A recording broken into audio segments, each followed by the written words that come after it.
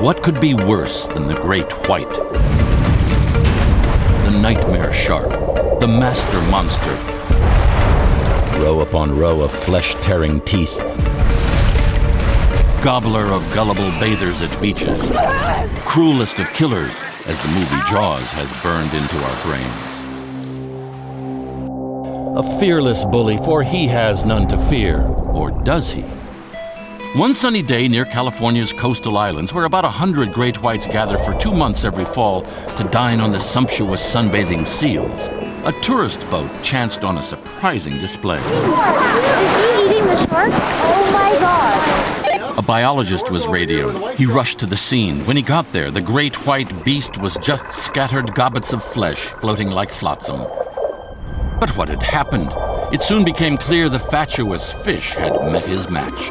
A magnificent mammal, orca the killer whale, apex predator. The wolf of the sea had dispatched the fish-brained and shameful shark who'd been loitering, lurking near the landlubber's boat.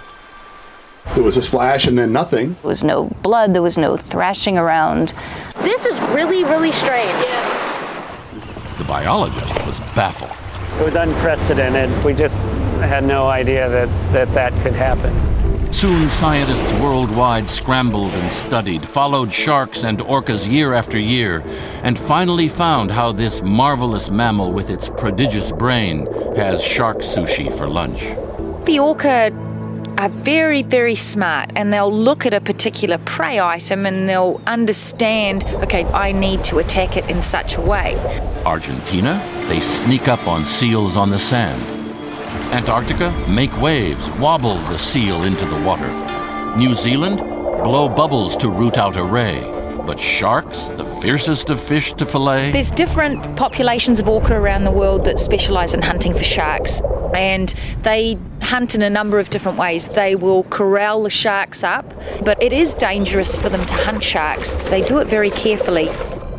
They found that when the orca bumps the great white, flipping it onto its back, it's a pussycat, slumbering sweet for the sampling. The animal goes into this sleep, basically unconscious. If you turn a white shark upside down, it probably can't continue to breathe like that. Their learning abilities are so great that if one of them happened to do it and see that they kind of freeze or go into this state, they could communicate it to the other ones. And they might then get a hunting technique up that does this. Oh, and one other thing happened the day of the attack. Those 100 great whites feeding and feasting, it all fled in a flash. A great crowd of cowards, not a fin to be seen.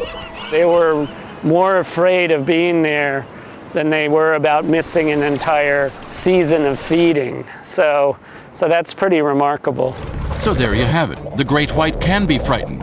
It takes this exuberant, dapper wave dancer in tuxedo dress and killer of killers to outwit the great white. For Good Morning America, Bill Blakemore, New York.